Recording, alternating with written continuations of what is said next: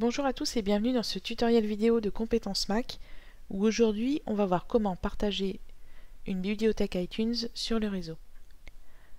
Grâce à cette fonction, les autres ordinateurs, qu'ils soient Mac ou PC où iTunes est installé, vont pouvoir accéder à votre bibliothèque et écouter votre musique, lire vos films et accéder en réalité à tout ce que votre bibliothèque contient. On va aller dans les préférences d'iTunes, sur l'onglet Partage, vous allez cocher Partager ma bibliothèque sur mon réseau local. Donc je le répète, le réseau local c'est l'échange en fait possible entre tous les ordinateurs qui sont connectés à votre box, donc autant les ordinateurs que les appareils comme l'iPhone, l'iPad, etc. À partir du moment où vous avez deux appareils ou deux ordinateurs, vous avez un réseau. Donc je vais choisir de partager toute ma bibliothèque, mais j'aurais pu très bien partager des listes ou des éléments sélectionnés.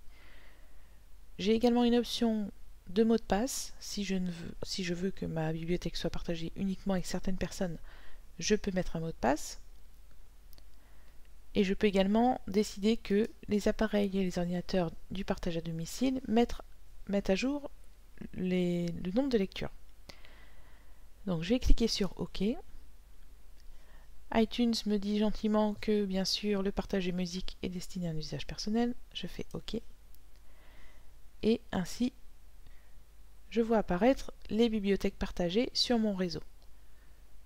Donc ça, ce sont des bibliothèques partagées par deux autres ordinateurs. Et donc, il me suffit de cliquer dessus, voilà, pour accéder à toute la musique. Comme vous le voyez, c'est rapide. Et je peux également accéder aux films, aux podcasts, etc. Donc je peux passer d'une bibliothèque partagée à l'autre sans souci. Je reviens à ma bibliothèque si je le désire.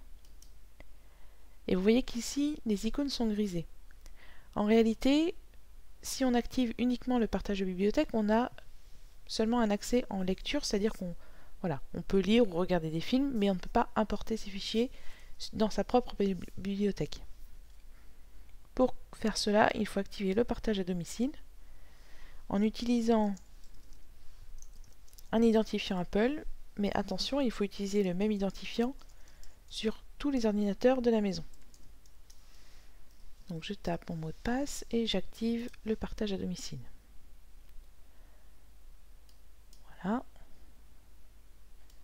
Donc là, vous voyez, les petites maisons sont devenues jaunes.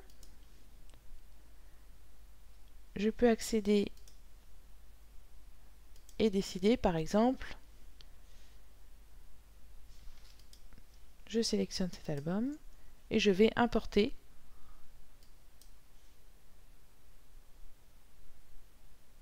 toutes les chansons de cet album, je les ai importées dans ma bibliothèque personnelle alors que cette bibliothèque est située sur un autre ordinateur. Donc je vais retourner chez moi et là je vois que l'album a bien été importé.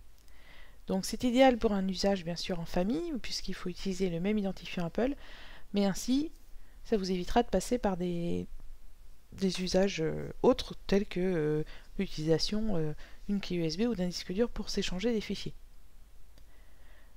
Voilà, donc vous faites un tour dans les préférences d'iTunes pour partager votre bibliothèque et vous activez le partage à domicile, donc en passant par le menu Fichier, Partage à domicile. Et pensez bien qu'il faut utiliser le même identifiant Apple sur tous les ordinateurs, sinon ça ne fonctionnera pas. Voilà, je vous souhaite une bonne continuation sur votre Mac.